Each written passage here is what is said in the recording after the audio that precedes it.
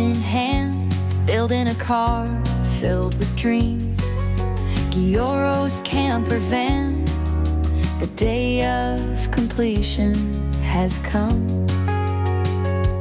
When the engine starts, freedom spreads. Let's drive on roads not on the map. キャンピングカーに乗り続けること30数年、年齢とともに旅のスタイルも変わってきた。今の旅に合った理想のキャンピングカーが欲しい。そこで作ってしまえということでこのバスを手に入れた。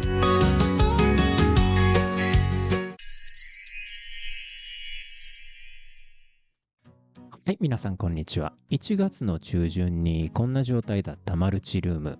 これのね、防水がほぼほぼ完成しました。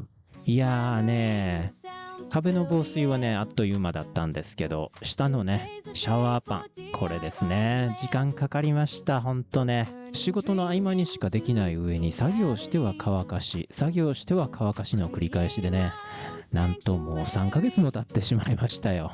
あとはね、シャワー設備と少し細かいところを片付けたら、シャワールームやっと完成です。この扉の隙間ですね、この隙間をどうやって防水しようかと思ってすごく悩んでたんですよ。そしてなんか参考になるものはないかなと思ってたところにですね、ちょうど大阪のキャンピングカーショーがあったので見に行ってきました。シャワールーム付きのキャンピングカー、シャワールームの扉どうやって防水してるのか気になりますよね。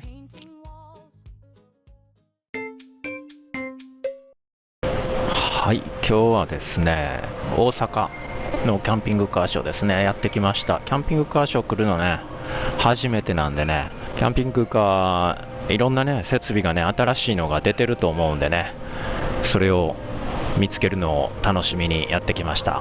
さあ、それでは行ってみたいと思います。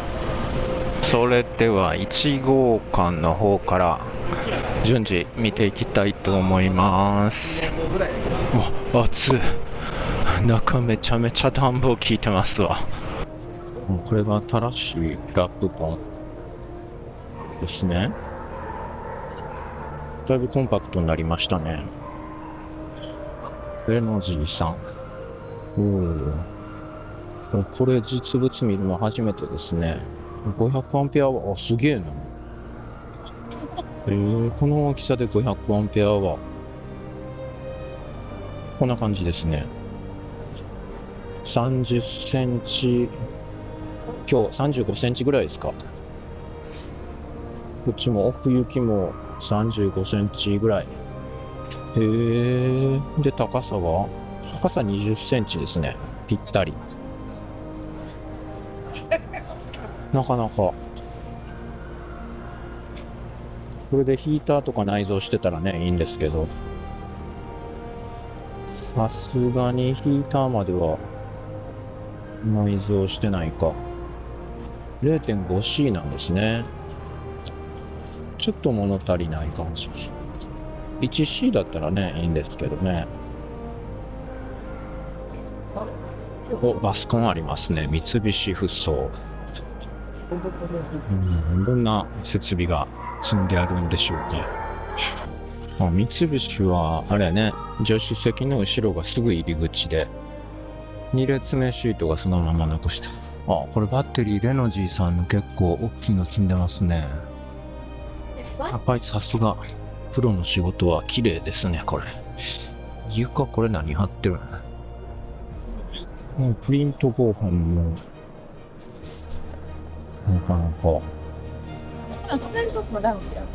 ねえ、綺麗に後から貼っとんかな。12ボルトのエアコン2台ついてますわ。さすがやっぱりこれだけの大きさになると1台ではちょっと厳しいんかもしれないですね。バッテリーさっきのレノジーさん500アンペアワーとかを3つ積んでんのかな。最近ね、だいぶバッテリーの容量もね、考えられ始めてきましたよね。この壁の後ろ2部屋になってんでね。前の部屋とこの部屋と分かれててね、2部屋になってますね。あ、こっちにもエアコンついてるわ。3台積み。すげえな。これ室外機がマルチとかだったらコンパクトかもしんないですけど、3台も室外機つけようと思ったら大変ですよね。どこついとんやろ。あれ、エアコン3つもついとうけど、室外機3台つけとるってそうです。室外機が3つ下に。マルチとかではないわけね。そうマルチとかではない。下に収まるスペースがようあったんですね。そうですね。まあバスなんで、もっと余裕で入ると思ったら割とギチギチでしょうね。結構室外機でかいですもんね。そう、まあ分離というかバラしてね。そうバラして中をコンプレッサーとコンデンサーに分けてつけてるので、まあ割とねこうなんだろうな、単体で見るとそんなに大きいものではないんですけど、バラしたらね。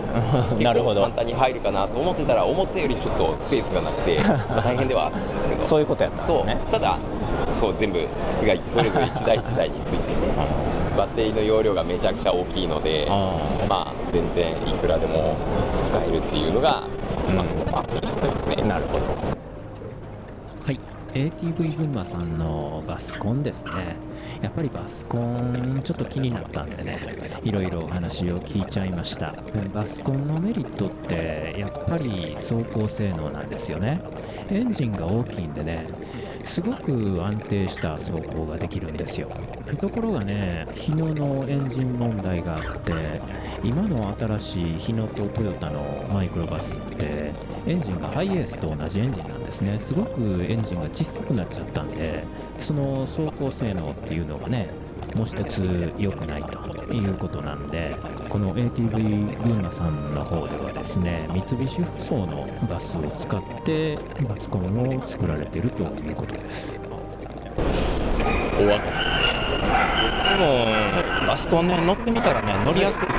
やっぱりフラフラせえへんしね、走りやすいしね。キャブコンとかと比べたら圧倒的にね、私もそう2台積載車、この横にあるやつも今日車持ってきてるんですけど、こっちは自走で持ってきて、とかそう積載車とトラックと比べたら圧倒的にバスが快適に乗れるんですね。道も余裕だし、横に振られないし、そのキャンピングカー使うスタイルにもよるんですけど、旅を中心にするならもうバスコン最高ですよね。はい、ありがとうございました。ありがとうございます。この中とか見られました？はい、今見せていただきました。ありがとうございます。なんか参考になることがあれば、はい、いろいろ聞かせていただいたので参考になりました。はい、ありがとうございます。そしたらどうもありがとうございます。はい、ということでバスコンに興味のある方はぜひね ATV 群馬さんチェックしてみてください。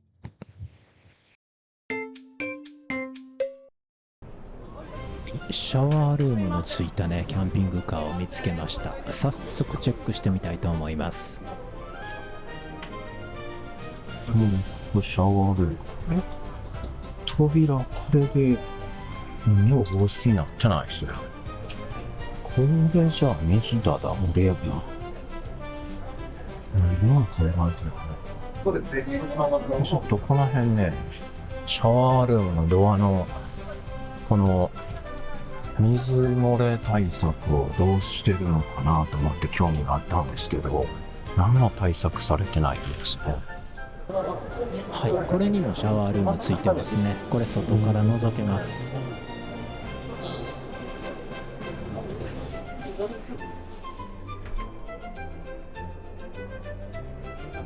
これ下は何もない。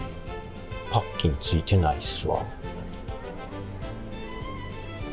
ここ横にもパッキンなんです。ここ水かけたら思いっきり外に出ても水漏れ対策とかね、どこのメーカーもしてないんですよ。ちょっと中見してもらいましょう。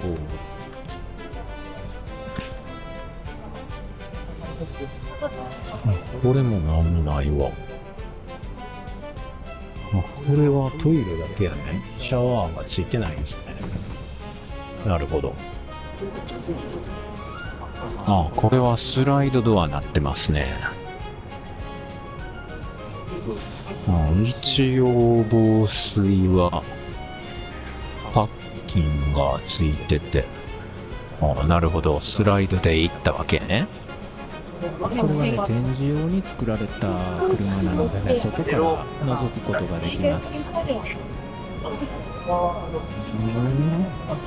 これシャワーパンの中に材木で造作してあるけど、こんなん抜けて大丈夫なんかな。ドアにはパッキンがついて、シャワーカーテンがついてるけどね。シャワーカーテンで防水ってことですか。めんどくさいな、シャワーカーテンにするのな。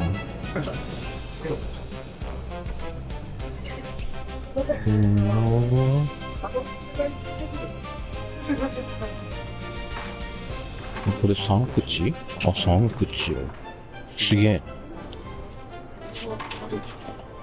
3口。これはワインセラーじゃなくて冷蔵庫。これがヒーターかな？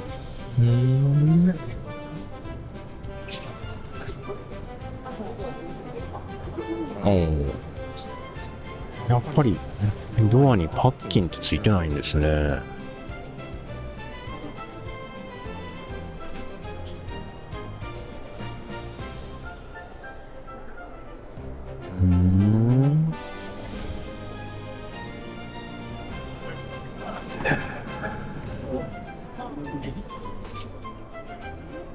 シャワーはないのか。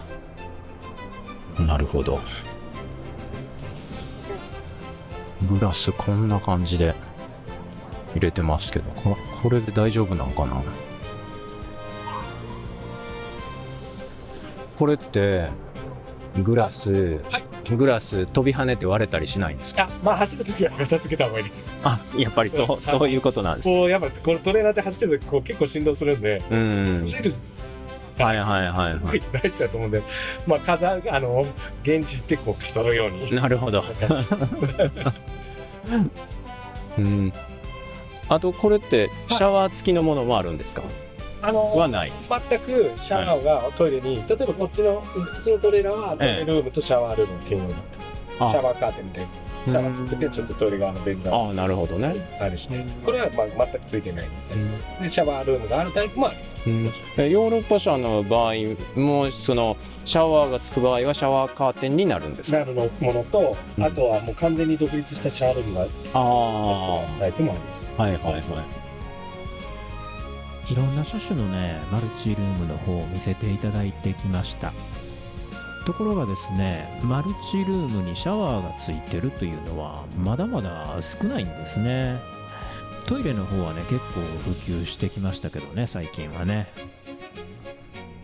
そして数少ないシャワー付きのマルチルーム、扉見てきたんですけども、引き戸のもの、あれが一応ね、ドアにもパッキンついてるし、水が外に漏れない構造になってました。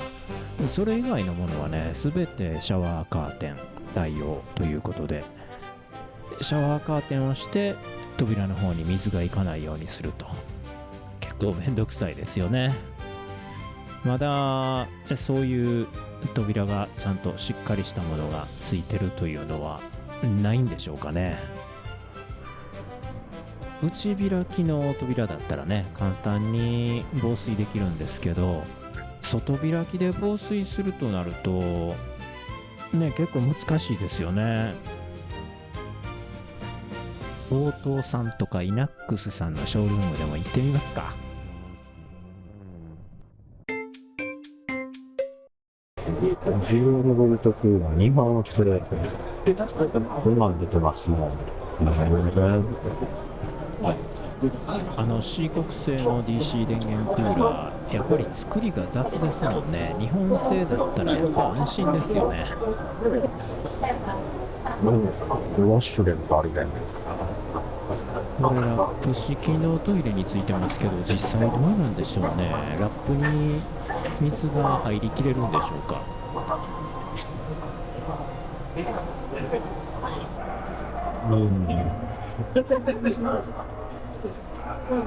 シャワーカーテン同士。そして壁の方には木工造作があります。大丈夫なのかな。4800ワットアワ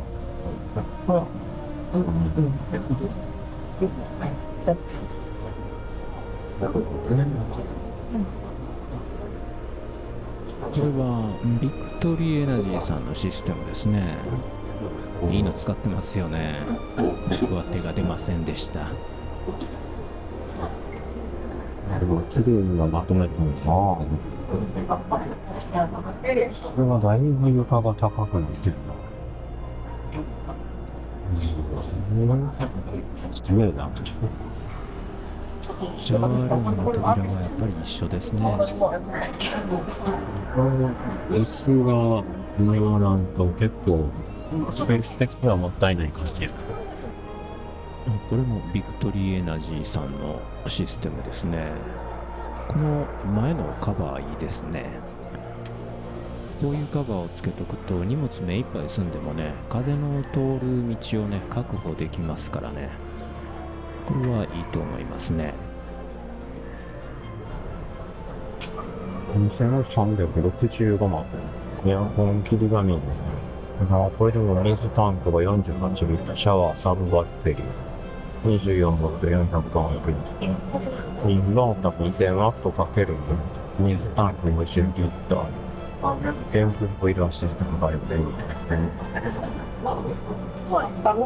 ヒーターで電子レンジだけ。こういうキャンピングカーだったら、ベース車をね、4駆とかに入れ替えて、アフリカとかね、南米とか縦断するのにいいでしょうね。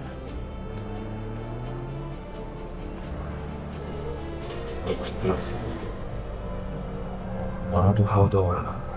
これはパッキンが二重になってる。そして上はああいうモーニングのようなものが出るんだね。オーニングの下の隙間に雨が降り込んで、その後格納したらその水はどこに出るんでしょうね。はい、この後もね、いろんなビルダーさんの作ったキャンピングカーを見せていただきました。マルチルームの扉のね、参考になるのはあんまりなかったんですけどもね、他のいろんな細かい場所のね、作り方とかね、結構勉強になりました。はい、そしたら間もなく昼なんでね、昼飯食って帰ってからね、マルチルームの続きをやっていきたいと思います。昼食は2階のインテックスカフェでカツカレーを食べました。ということでね、マルチルームの扉、参考になるものがないかなと思ってキャンピングカーショーを見に行ってきたんですけども、この扉に関してはね、あんまり参考になるものはありませんでした。それでね、他のお風呂の扉とか車の扉とかいろいろ見てみたんですが、やっぱりね、全部内開きというか、濡れてる方向に扉が開く。まあね、マルチルームがすごく狭いのでね、内開きの扉っていうのはちょっと不可能なんですね。だから外開きにしたんですけども、外開きでこの隙間から水が漏れてこないようにするってなかなかね、いい案が思い浮かばなくてね。まあでもちょっと考えました。やってみたいと思います。とりあえずせっかくつけていた扉なんですけど、外してきました。そしてね、扉をもう一度ばらします。というのはですね、扉の外側の面はそのままの大きさで使うんですけども、扉内側を少し小さくしたい。縁にね、パッキンをつけたいので、そのパッキンの厚み分だけね、小さくしたいので、せっかく作った扉なんですけどね、一旦バラバラにばらしていきたいと思います。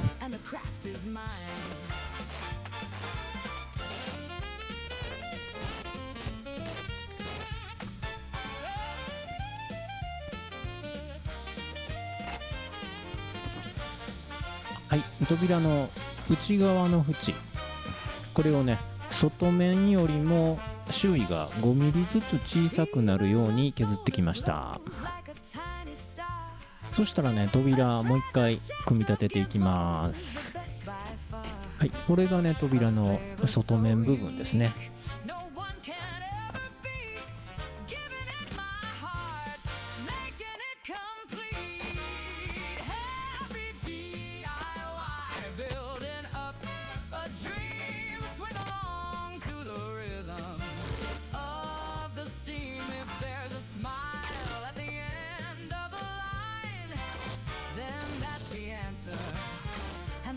is mine.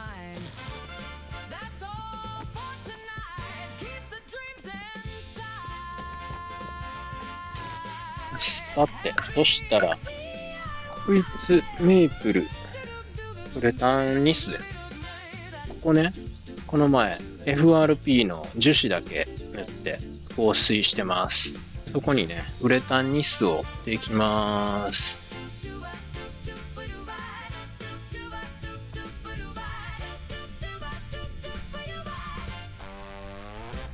もうちょっと乾いてからやな、2回目は。水性なんで、こう、水に入れときます。どんな感じかな？ちょっと中から見てみよう。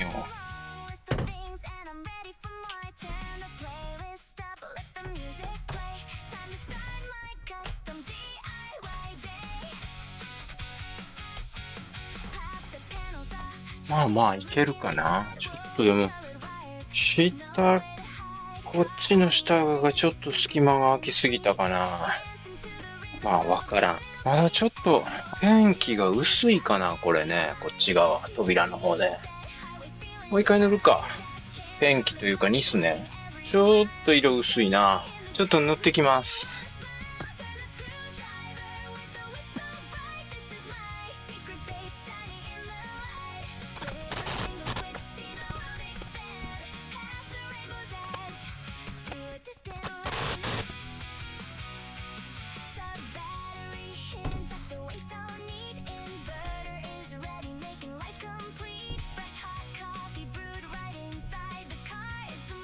お？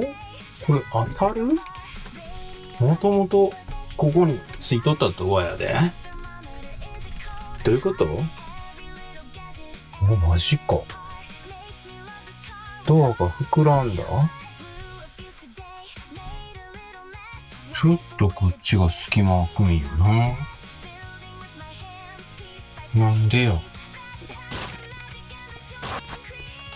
よいしょ。明日ちょっと削ってこよう、ここね。ここがちょっと出っ張ってるのが問題かな。よいしょ。ちょっと削ってきました。これでいけるかな？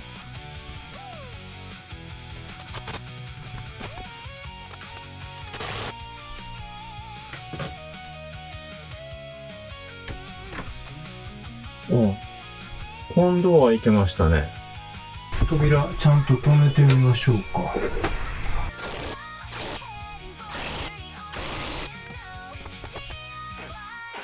音がするね、ここ。最後のとこ。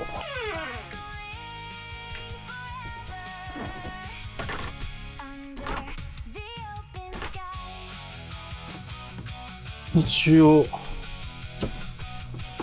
うちに隙間がちょっとずつね、内側開きました。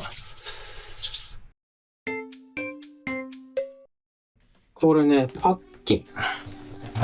パッキンをね、これ一応高さが6ミリというやつですわ。これを貼っていきます。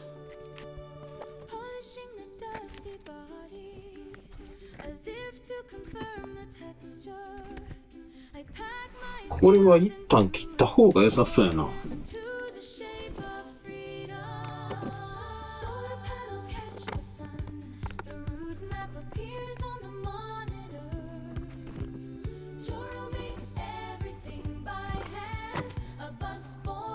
ドアが閉まるからね。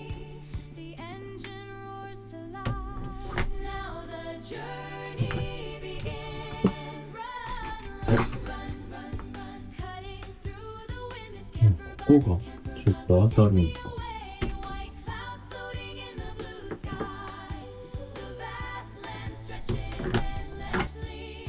ドアのラッチの上にパッキンがちょっとかぶっちゃってるんですね。そこがラッチに当たって締まりが悪くなってるので、ラッチのところはね、パッキンを外します。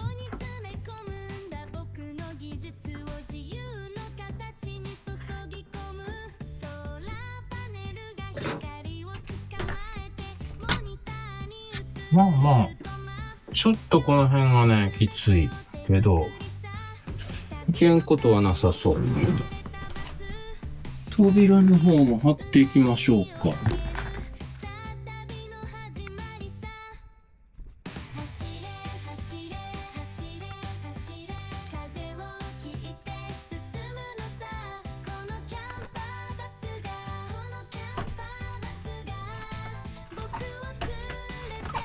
この辺がちょっと当たるんか。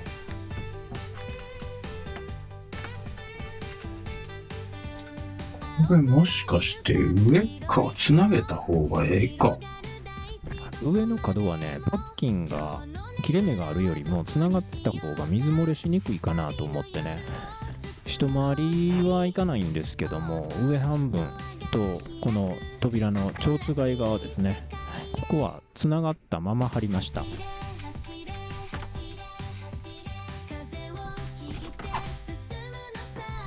浮いてそうやね。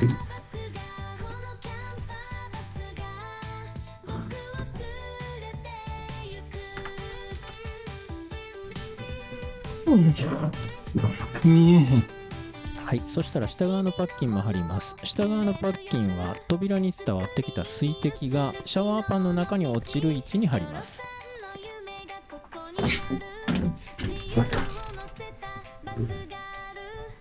この辺はね、きつかった。これでね、扉の上と左右はダブルパッキンになってるのでね、まあ漏れないとは思うんですけど、ラッチのところとかね、パッキンが一部途切れてるとこがあるんですね。その辺もね、ちょっと考えないといけないかなと思ってるんですが、ラッチを変えるか、また対策を考えるかしていきたいと思います。まあ一度ね、試してみた方がいいかもしれないですね。ということで今日はこの辺にしたいと思います。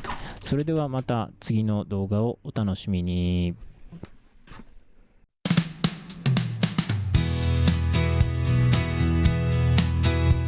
車中泊、キャンプ、旅、登山などのアウトドアの動画はサブチャンネルにアップしています。こちらのチャンネルもぜひ見てくださいね。チャンネル登録もよろしくお願いいたします。Something new's about to start beneath the sky.